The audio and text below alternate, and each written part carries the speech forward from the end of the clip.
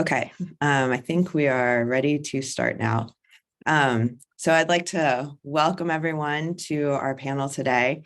My name is Elizabeth Belding, and I'm a professor of computer science at the University of California, Santa Barbara, where for the past 25 years, I've been working in the field of networking, internet connectivity, and broadband measurement, including an emphasis on expanding internet access.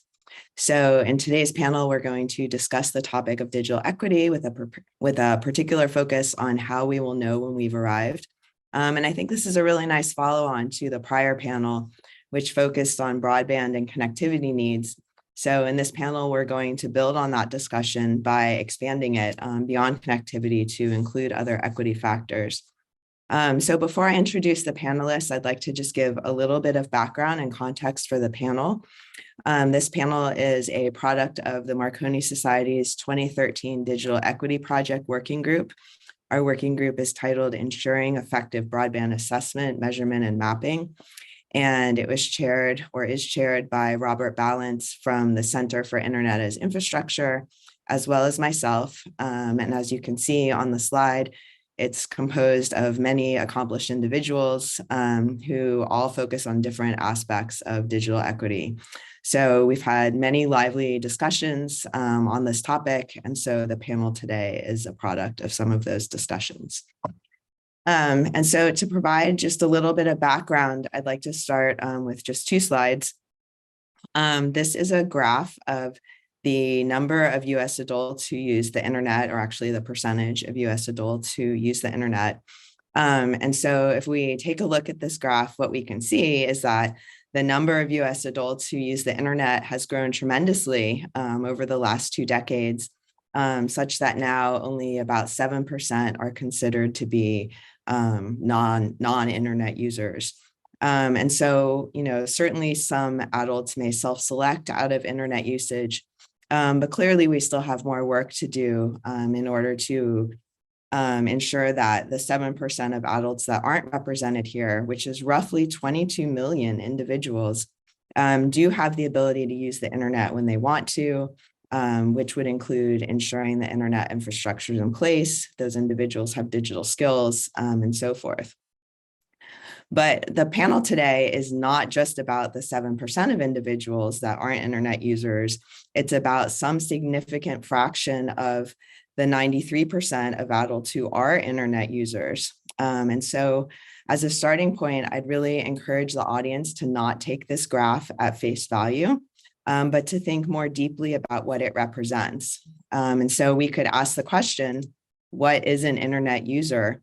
And I think if I had the ability to ask each of our audience members this question, I might get as many different responses as there are members of the audience, because there's so many different dimensions along which we can define internet usage.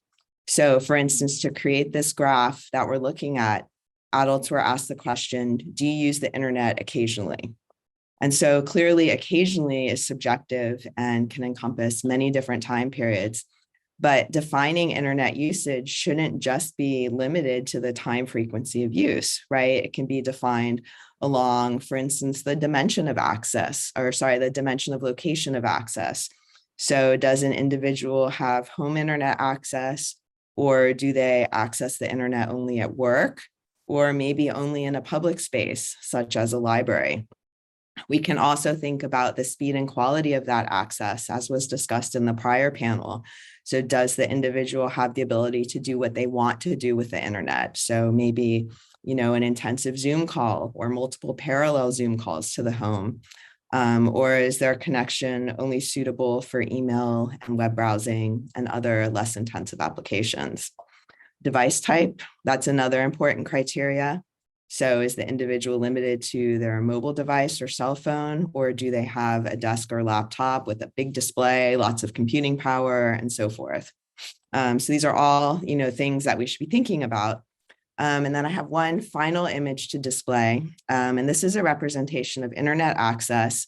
Again, those who do have home connectivity and those who have it, those who don't have connectivity and those who do have it at different qualities or speeds. And this is at a very fine-grained location. But again, in terms of digital equity, these dots could really be anything, right? They could represent not just connectivity and speed, but digital skill sets, affordability, which is a key piece of digital equity, and so on. So all of these dimensions of internet access are masked by these individual points and single graphs, and yet they're so important in defining digital equity, which is the topic for our panel today. So now that I've had a chance to set the context a little bit, I'd like to introduce each of our panelists, and then we'll go ahead and start our discussion. So just going alphabetically, we'll start with Mark Buell, who is the Director of Indigenous Programs at Connect Humanity, where he is leading the creation of the Indigenous Connectivity Institute, which is an organization dedicated to advancing digital equity in Indigenous communities in both Canada and the United States.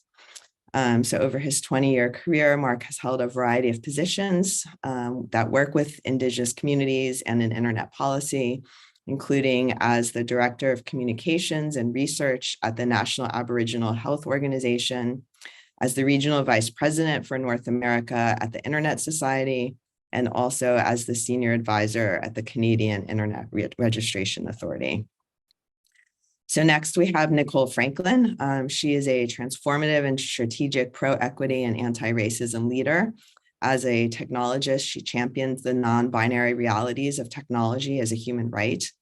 Nicole advocates for integrating technology tools as a critical resource in race and social justice planning as upstream investments where the needs are greatest. She also leverages and innovates technology in order to advance equity and social justice to design, define, and drive sustainable cross-sectional applications respected on local, regional, and national levels. And then third, we have Roberto Gallardo. He is the director of the Purdue Center for Regional Development, and he's also an agricultural economics associate professor. He holds an electronics engineering undergraduate degree, a master's in economic development, and a PhD in public policy and administration. He works with rural communities over the past 18 years and has conducted local and regional community economic development, including use of technology for development. So it's a huge honor for me to serve as a moderator for this panel of accomplished leaders in digital equity. And I look forward very much to our conversation. So I'm going to stop the sharing. And I think we can just dive right into the conversation. So the first two words of the panel are digital equity. And so I would love us to just start with thinking about that. And so if we could create, some idealized society in which we've achieved digital equity, I wonder what that would look like. So maybe Nicole, would you like to start us off? Yeah, thank you. Thank you, Elizabeth, and thank you, everyone. To me, in an idealized society, it's a society that has achieved digital equity. Everyone would have access to the internet. They'd have the ability to use it proficiently. Everyone would be able be knowledgeable about how they use the technology safely and securely in order to participate in our digital world. Additionally, everybody would have the necessary skills and the ability to use technology for their personal, academic, and professional goals. This would create a society where everybody has an equal opportunity to succeed in this digital age. Finally, I'd like to say that it's a society where everybody belongs. Participating in the digital world, regardless of their age, race, gender, ability, or any other factors that our population is diced up by. And so when we look at this ideal of digital equity, we often look at maps and we find places where, there's access, there's not access, there's connectivity, there's not connectivity, there's higher or lower connectivity. But as the second graph that you started off with, Elizabeth, when we get in there, we also don't just want to know the spaces. This is a spatial analysis, but also wanting to understand the people in the spaces, right? And that differs even in locale.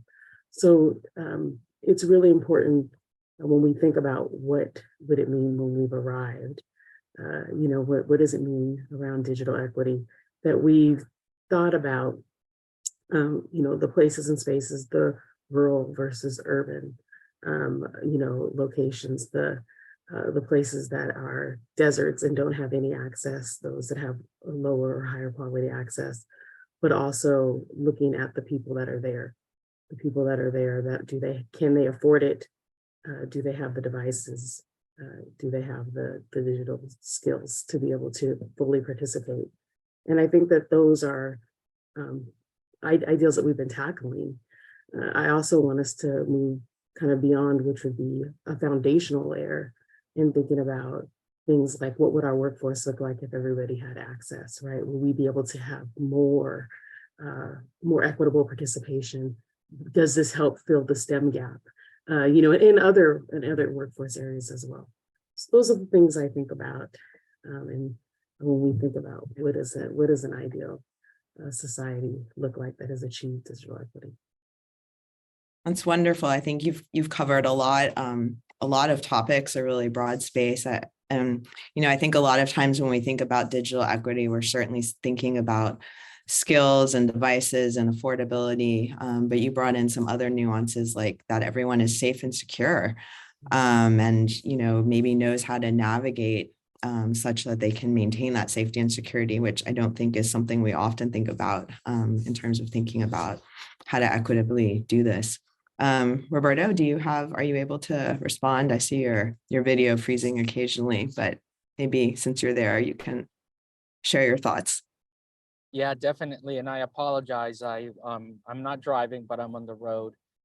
Thank you for the opportunity, Elizabeth and fellow panelists. That's a great question. To me, the ideal digital equity society involves a place where there are no differences between groups when it comes to internet access, when it comes to device, reliable and quality devices, affordable connectivity, reliable connectivity, internet resourcefulness, internet use.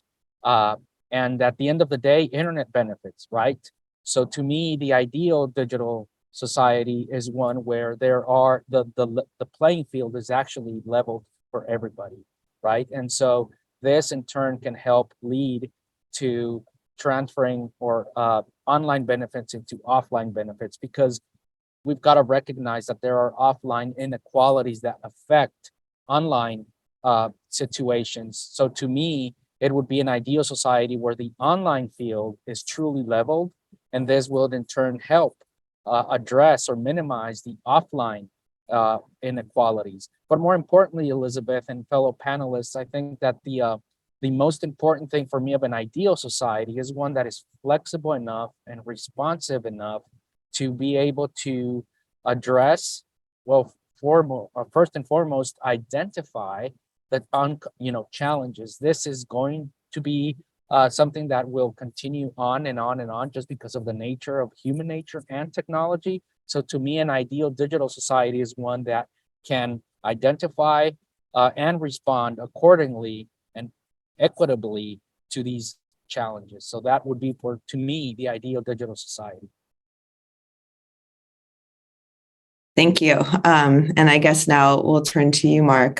So I know you have, tons and tons of experience with Indigenous communities, and in the previous panel, Matt Rantanen, who represents them really well, was talking a lot about, how difficult it is in the tribal reservations and so forth to get connectivity way out there. So what are your thoughts on this? Yeah, and thanks, Elizabeth. Last week, I was in Winnipeg for the Indigenous Connectivity Summit, an annual event of people like Matt, who run networks and are deeply involved in the space. And Ria Doolin from the First Nations Technology Council made a brief comment, but it really resonated with me, and I've been thinking about it a fair bit since then. She said that digital inequity is the product of colonization. So I think for a lot of Indigenous communities, what that means, it means that, we have to decolonize how we think about digital equity and the work we do to address digital equity. The real question is, how do we do that, and what does that look like? But, to me, coming out of the discussions there, it really sounds like that's decolonizing digital equity means that Indigenous communities have the resources they need to drive connectivity solutions, to drive digital equity solutions on their own terms and under their own leadership. And I think it also leads us to think about the ability of communities to define what digital equity means to them. You know, I work with nearly 600 federally recognized tribes in the US. These are 600 communities, 600 tribes that all have the shared experience of colonization, but how that colonization manifests for each community can be very different. So we need to sort of have space for defining digital equity in terms that resonates for particular communities where they are at a particular space and time, and what they're looking for from the internet. I mean, let's face it, the internet is just a tool we all use to accomplish certain goals, right? The goals of a community who are, say, interested in sustaining a language, promoting a language and teaching it are very different than the goals of another community. Do they have the opportunity to use the internet to advance their goals on equal footing to everyone else? Do they have access to meaningful content in the language that they want to access it in to ensure that their language is sustained moving forward? Yeah, thank you. Those are all really good points. I think one of the things you mentioned about allowing communities to define what digital equity means to them is really important. Sometimes when I speak with audiences about digital equity, I very frequently get the question of, well, how do we even know people want connectivity? It's like, well, I guess we don't. And there's that 7% in the graph I showed, and surely some subset of them are not interested, but we have to at least give them the opportunity, right? And so allowing the individuals and allowing the communities to be able to say, yes, we want this, here's what we want to do with it. I think actually this relates even back to the prior panel as well. They were discussing about, bandwidth and connectivity shouldn't just be a number, but it's like, well, can you do the types of things you want to be able to do? And so when an individual or a community is able to accomplish those applications, then we know that, maybe we're at least getting closer to that vision of digital equity, although of course there are still all the other things that Nicole mentioned at the beginning, like the safety and security aspects and the affordability and so forth. But at least knowing what we want to do or what individuals want to do with the internet is a starting point. Although I think, frankly, I think we're not so different. I think we all want to sort of, stay connected, and it would be nice if we all had the ability to access telehealth applications and digital online learning courses and so forth. So there's probably some standard set of applications that we need to be able to support. So we have this great sort of utopian vision of digital equity that I hope one day we can reach both online and offline. Certainly, there's a lot of challenges in the path ahead. I wonder how we would know when we're even there, right? When do we? I know that equity is an ongoing challenge, and it's a moving target with moving goalposts. But how would we know when we were at least close to achieving digital equity? So do any of you have thoughts? Maybe Mark, would you like to start us off with that one? Or Sure, that I think is one of the hardest questions. That's why I gave it to you, just to keep you on your toes. I'll certainly give Roberto credit for really, we may never achieve digital equity. We can't really look at it as a goal because the technology is ever changing, and what we do with the internet is ever changing. So it's I guess an ever changing target, and we need to view it as that way. But there are some key indicators that would show us we're at least on the right path, and a lot of those are wrapped up in the definition.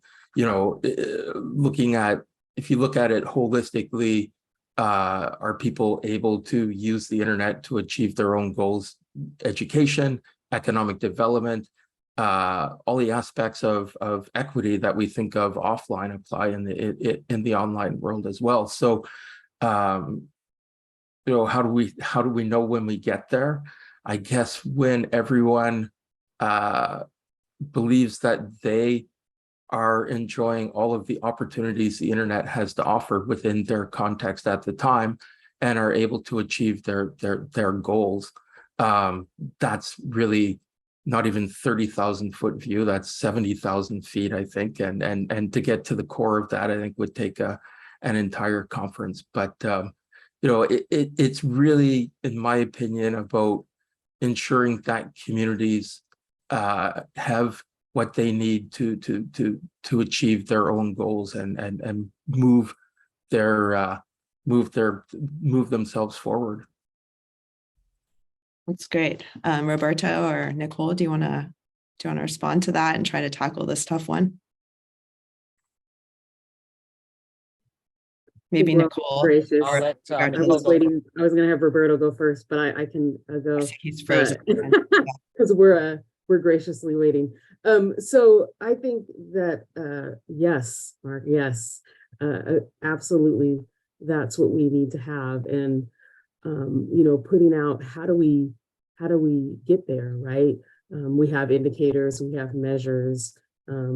I agree with what Mark suggested that Roberto said, which he did, is that it is an ever moving target. So, but the goal is that we're closing the gap as we keep moving, right? As we keep moving forward and new things come on the scene, are we closing the gap between the have and the have-nots? Are we closing that gap between the bottom and the top 20% in any indicator or any index that's created to measure digital equity?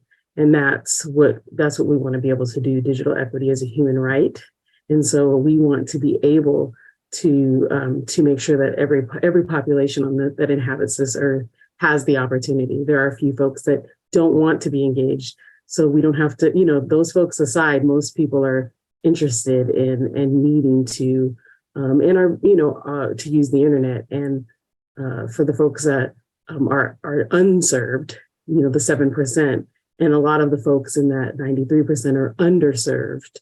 We really want to be able to close that gap and be able to provide, and like I said, whatever our indicators are, whatever indexes we create to measure digital equity, we really need to be looking at not only the places, but the people in the places, and also understanding that we have a habit offline with just the way we function as a society. Even though that's not our intent, that we don't necessarily ask folks what they need. And so I want to echo that of my co-panelists, that we do need to ask these populations. We need to understand where and who those needs are greatest. And we need to ask them and co-create with them the solutions, because that's where we're going to be able to help close that gap quicker. Okay. And Roberto, did you want to chime in? Sure. So building on what Mark and Nicole shared with us, is I totally agree. It's more of a continuum rather than a divide. And, a divide implies it can be bridged, but the nature of technology does not necessarily align with that.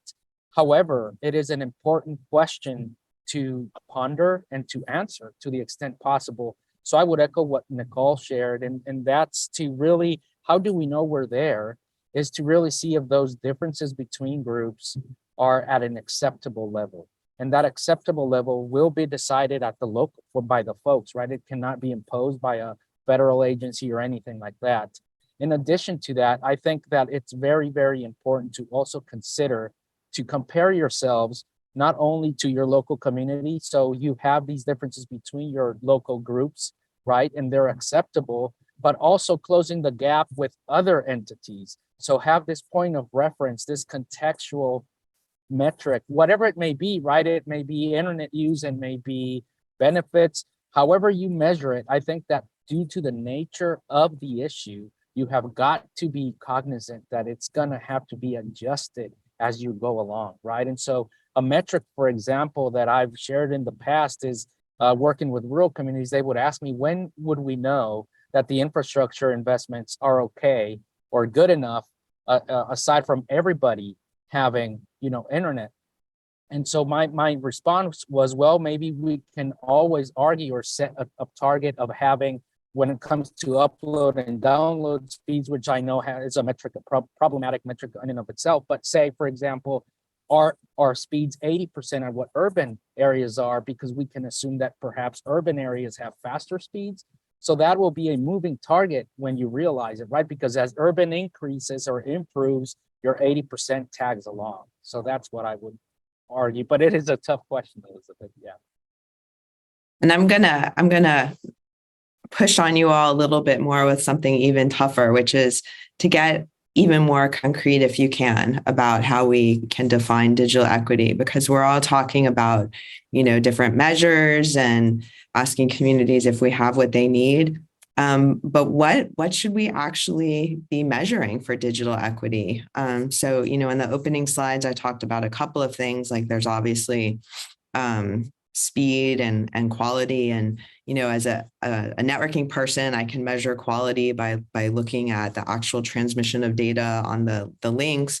But obviously we need to go well beyond that. So there's the affordability aspect. There's whether or not it's at home or other places.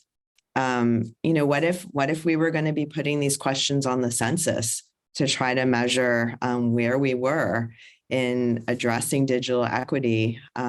What would we be asking them? As a scientist, I want to get as concrete as possible about, what are we really thinking of? Who wants to take that on? Yeah, Roberto. So if I can, that's a very good question. And thank you for pushing us, Elizabeth. But for example, speaking of census data, we came up with the internet income ratio variable, which is an indirect measure of inequality. I'm not saying it's the only one that should be used, but this one looks at the share of homes, and it's already being calculated as we speak, right? Or asked for. It calculates the ratio of homes making less than 35,000 without internet, divided by the share of homes making 75,000 or more without internet. So the higher that ratio is, you could argue there is more inequality to a certain extent. So I think that the census is starting to capture that, which is fantastic from a research perspective. But what I have seen in my outreach and engagement is folks tend to believe more their data. So this may have to be primary data efforts as well, coupled with census data. And these primary data efforts could capture differences in internet use, by, if they're productive, if they're related to productivity, to communication, so I think that that will shed a very good light on where are we going when it comes to equality. But again, it's a very complicated question. Yeah, for sure. Who else? Anybody else want to take that one on?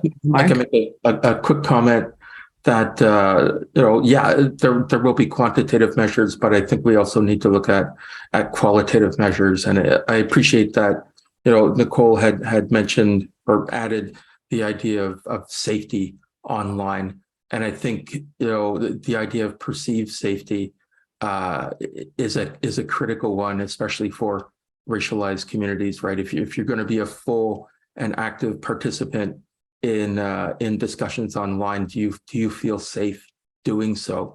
And those sort of quantitative measures will really get us to a point where we can understand not just the extent to which people are able to use the internet to participate in democracy, to work, to do all of those things, but to understand what some of the barriers for them to get there are. Yeah, those are good points. Okay, so along these lines, then, should there be like a national digital inclusion data standard, like the one for electronic health records? What should we be doing in this space so that we can really, measure our progress? Well, there has to be some kind of baseline. Roberto was saying that with speed, right? What's the baseline upon which we measure everything else? For speed, Roberto said, 80% for rural areas having access to speeds, 80% of what urban areas have. And I think, we need to look at, we absolutely should. We need the baseline. we do need to leave space for much more community identified, community driven indicators, but those are above and beyond, rates of digital literacy skills and device access and speed and affordability and all the things we talk about all the time, right? Yeah, absolutely. Who else wants to jump in on that one? Nicole? Yeah, I mean, we talk about the measures, the access to connectivity, the level of digital equity, use of online service and applications, right? Affordability of internet access and digital devices, perceptions of digital inclusion and exclusion, equitable representation in the workforce, especially those fields that are requiring digital access, literacy, and application. But what you also ask is like, how will we measure how we're doing, right? Yeah. And so, just tying back to that concept of it's an ever moving measure, we have some standard measures now that would be great to get measured at a national level, and be able to be, comprehensive.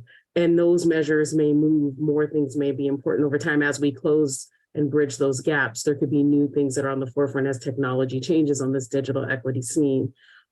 But regardless of what the measure is, and regardless of what that measure is and how that might change over time, I think the key point that I would like to point out is that we really need to be looking at the relative inequality between places. Again, saying that Roberto saying, hey, urban has this level, there's a relative of 80% that, that's our goal for rural.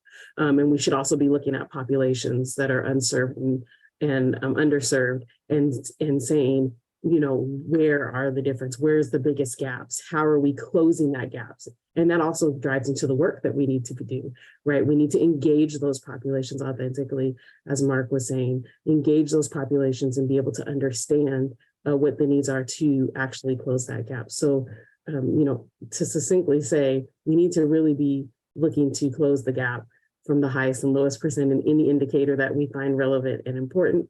There are some indicators that we already have out there that we're using today that absolutely should be collected at the national level. And as we move forward in time, whatever those indicators or indices or indexes that have been created or will be created, that is a way for us to manage our performance. Our performance is in closing the gaps between the haves and the haves not, and that we can use techniques of targeted universal authentic engagement to make sure that we're providing the investments that are needed, that are centered on the communities that need it the most, and to be able to move the needle. So that's the way that I see, from the metrics perspective and the data perspective, we need a digital equity data strategy and reporting plan. Part of that is national indicators, part of that's going to be local surveys. And a lot of that I think is really important is about how we engage community and how we engage populations to co-create the solutions and to understand what's needed so that we can close the difference between the folks that have and the folks that don't. Yeah, absolutely. I think those are all really important points. Let me just see if Roberto wants to chime in on this. Sure, I would love to have as my fellow panelists have mentioned, I would love for us, we know what goes into the GDP, for example, it may not be the best analogy, but I would love to have a similar process to digital inclusion or digital equity. We know what goes there, it's standardized, it allows you to compare across geographies, but then I would totally echo what Mark and Nicole have said is to give flexibility, provide a sandbox for communities to then measure themselves, because then those gaps between groups within the community are going to be contextualized better because we also have that overall GDP related metric. But the beauty of this process, or not the beauty, the difficulty of this process though, we have to train, educate, and empower communities to be able to gather their own data as well. And I think that the qualitative piece of this should not be overlooked, like Mark mentioned, because I would love to ask the question, do you feel your community's digital equitable, or however you frame that? It would be very fascinating to see that response over time, right? Because it's about perceptions, like Nicole was mentioning as well. So that's important to keep in mind. But definitely, Elizabeth, as a former engineer, I would love to see that kind of contribute. We know for a fact these are the variables that go into this formula or this version of digital equity that can allow us to compare apples to apples across geographies, but then also have these community-based, community-inspired, and community-gathered metrics that add that richness to such an interesting topic. I think that's a really important point. Given the scale of the U.S. and the wide range of types of communities and so forth, empowerment of the communities themselves to gather their own data, because it's going to be extremely hard to do it in a national level. I mean, certainly, the census is one avenue, and we do need to incorporate that, and I know we have in some ways. But community empowerment for defining digital equity and gathering data. I mean, that's something I think about a lot in terms of the more technical side of measuring fixed and mobile broadband connectivity, is that the communities need to be able to say, we don't have enough service. And I think, and I hope that's going to be part of the challenge process that the FCC is working on, that a community can just say, well, I know we're supposed to have this level of service, but here's what it really looks like on the ground. And we're not able to do the sorts of things that we want to be able to do. And if I can add, Elizabeth, about that, in the surveys we've done, it's fascinating to see that we do have folks that respond that they do not have internet at home, for example, and we ask why. And one of the top reasons, it's because it's not reliable. And so one community member asked, how would they know if they're not subscribing that it's not reliable? And then I have to bring up the good old saying of word of mouth is a powerful tool, even today, right? And so that's exactly kind of alludes to what you were saying, is that powerful community dynamic should inform digital equity data. Yeah, which is going to require a lot of outreach, because often the people we want to most hear from are the hardest to gather their opinions from. Okay, so we have a few questions that have come in. A number of people have commented on the census, which is great. There's one question that's related to this, which is, as we expand broadband access and capacity, how do we establish rules of the road? Or are there to be none? So how, and we could take that at the literal sense of expanding physical infrastructure, or we can take it a bit more broadly, just in terms of expanding, digital equity and technical capacity, and so forth. So, how do we go about this, and how do we make sure it's being done right, and that, when people are new to the internet, there is a safety and security aspect that we have to think a lot about. And, what are your thoughts on that? Any of you? If I can chime in, Sure.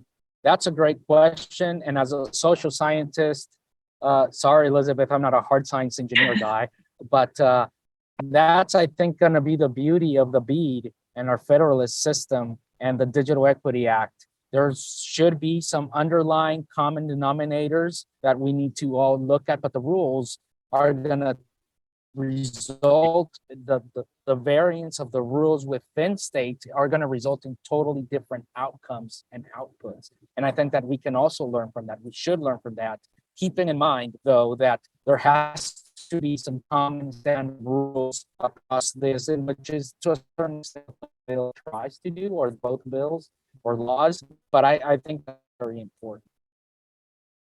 Agreed. Nicole or Mark, do you have thoughts you want to share on this question? Well, go ahead, Mark. Oh, no, please go ahead, Nicole. Well, just, when you said the rules of the road, it brings me back to my transportation days. And, fiber is not expensive. Casing is not expensive. And so you might just want to have a rule that says every time you open the road, you throw some fiber and conduit in there. And then eventually we can connect it. It's a low cost add to any road thing that we do. So I will say that if we all started that, maybe in 20 years, we'd have a lot more fiber connectivity throughout the space at a lot lower cost than cutting it up and putting it in fresh. And that's the only reason why we're doing it. So I think that would be one great universal thing that could be applied. But then getting to the more, past the infrastructure, and more to, to how we do this from a social perspective. I think the rules of the road, is, we talk about digital equity as equity. I think the guiding purpose is that this is a human right and people need this to function and live and take advantage of our society. And so to me, then we're talking about the rules of the road. Roberto and Mark both mentioned the offline inequalities, the colonization, right, are affecting inequities, and digital equity is no different. It's just one of those inequities that happen. So to me, I think, really getting a good understanding of why we have inequities, about the systems of oppression that play in our society, and really utilizing, undoing those systems of oppression, because that will get us to digital equity and also equity in lots of other spaces. And so I think that, coming at this and really looking at the upstream factors of why we have inequities, and that's really our systems of oppression. So I think another rule of the road from that perspective is really folks understanding that, and then it'll really help us to solve that problem holistically and systemically.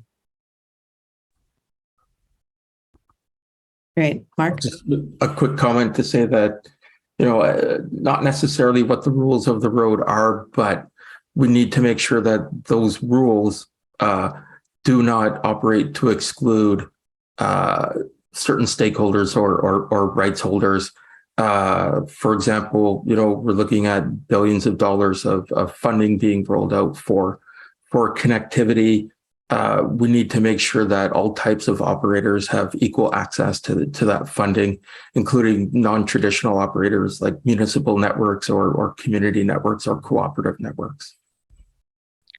Absolutely. And this raises for me, which hopefully you all have seen, is the Markup's recent article about the sub caption is, depending on where you live, the internet AT&T offers you may be faster or slower.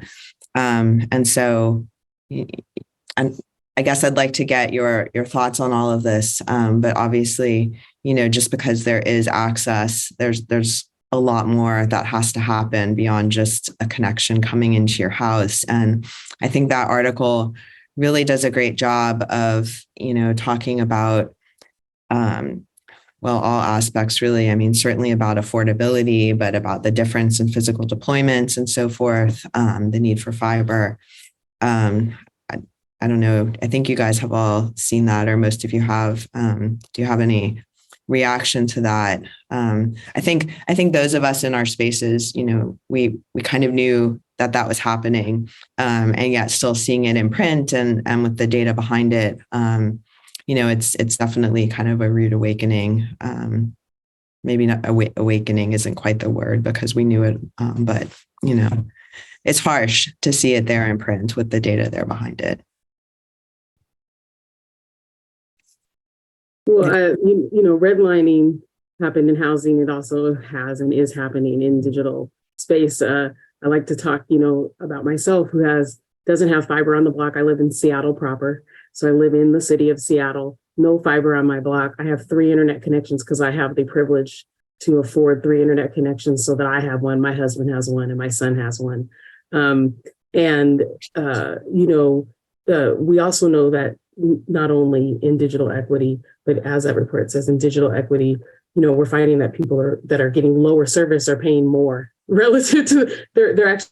Right, exactly. Oh, did we lose Nicole? Okay. I see Nicole. There she is. Nicole, we lost you. Internet. That was my internet blinking out. Thank you and apologies. Okay. So you were saying you have 3 plans at home. Yeah. Because you don't have fiber. Okay. So, and thank you. And so we have 3 plans at home, one for me, my husband, and my son. And we have the privilege to afford that, and our neighbors don't. The ability to, we also know that, folks are getting lower levels of internet and paying more, right? Or relatively paying more. We, again, as we see this as digital equity is just an equity situation, we see that with taxes that different parts of the county will be paying more, but not getting the same service. There's this notion that folks are getting what they're paying for. And that, to me, a part of that study was showing that no, they're paying and they're not getting what they're paying for.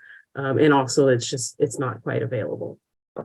Absolutely. There is no sense that people are getting what they're paying for when you actually look at the dollars and the bit rates. Roberto? We can't.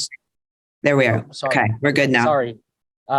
We did a survey of over 16,000 homes in Indiana, and we came up with a cost per megabit metric. And I think that even though speed tests are not the perfect metric, we know that, but it's ultimately what the users experience, right? And so what we did is we divided the cost that they reported in the survey they were paying for internet only by their speed test, by multiple in many cases. And it was shocking to see the differences in what technologies can offer. And so I think that if we are to talk about affordability and network quality and performance, we have got to come up with more broader metrics like cost per megabit, because I think that that's very important. It'll factor in a lot of situations. And like Cole said, well, on my speed is 10 times lower than what, so in reality, it's a lot more expensive, right, than what just the pure cost indicates. Absolutely.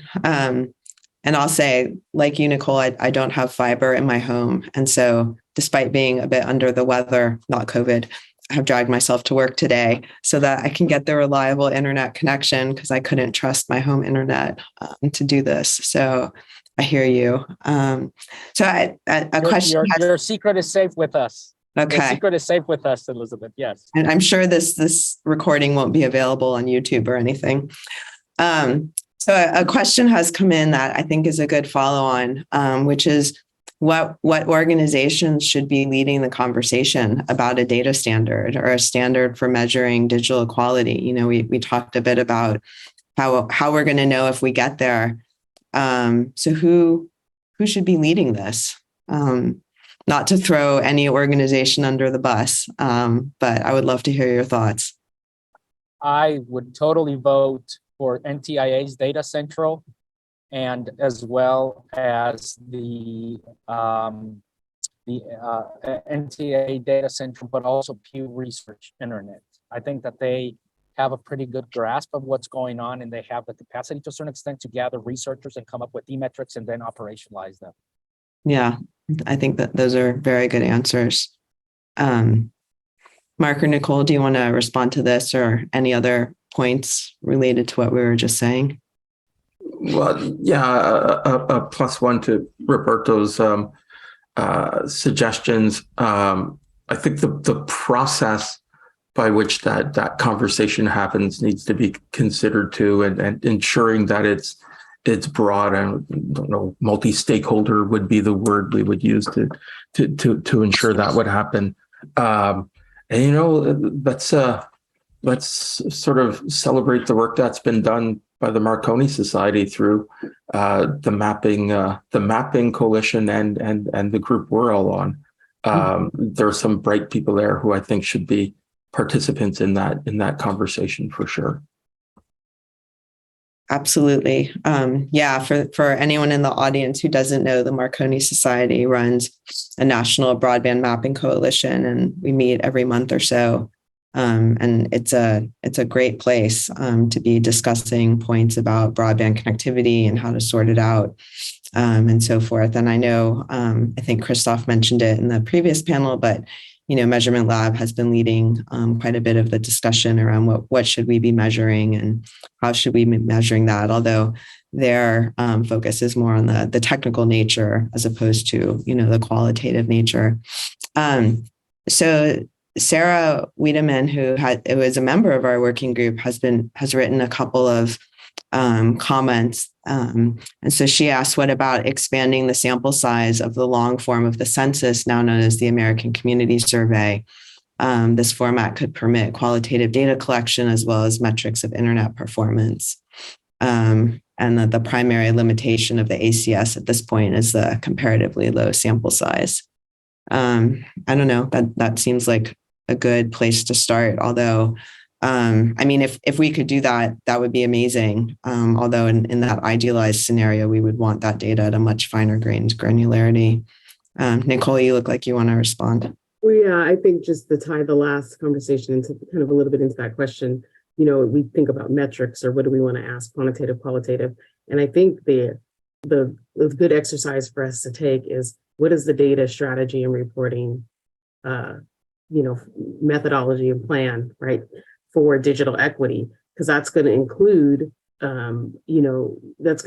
some larger data set type things. That's going to include quantitative and qualitative. We might think these things could happen at the census, this thing could happen at ACS, and then what can we tweak to get better in those areas? But it's going to also include, great, here are surveys that should happen at the local level, and maybe even here are some good questions that are already created for you. I think when we think about data strategy and reporting, I'd like it to be a lean exercise, meaning how they don't have to, but we've already kind of curated some of these questions and they're already out there and ready to go. And so folks can just take and plug in and go. So I think it's not just what should we measure, but how do we measure it? Where do we measure it? And how do we enable communities to be able to leverage the things that we're getting, not just at the national level, but at the local level, and really wanting to, exclamation point, all of Mark's comments around making sure that communities are engaged and that they're centered. I agree with Roberto. Those are the, I'll do +2 to Mark's +1 on those entities, but I do think that there is an opportunity to engage communities more authentically, especially where the needs are greatest in communities that haven't been engaged well. And, it might be hard, but equity is not easy. And so I don't want to have, they're hard to reach. It's also a matter of, could be trust, right? Do they trust us? And so I think we want to, come from the perspective of how are we able to engage? So when I think about this, I really think about what is our data strategy and reporting methodologies for digital equity. And some of that's going to be national, some of that's going to be local, some of it's going to be hyper local, but we can still create good metrics, best practices in all of those spaces and try to expedite our performance on hitting the goals in that space.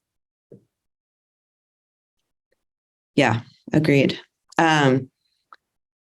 A couple comments have come in. So one of our working group members, Karen Perry, points out that that markup article wasn't just about AT&T, that was in the headline, and that is correct. So, I just pulled up the article, and there it is. So the article looks at AT&T as well as Verizon, Earthlink, and CenturyLink, and finds these, price gouging concerns with all of those providers. So that is right. It is not just AT&T.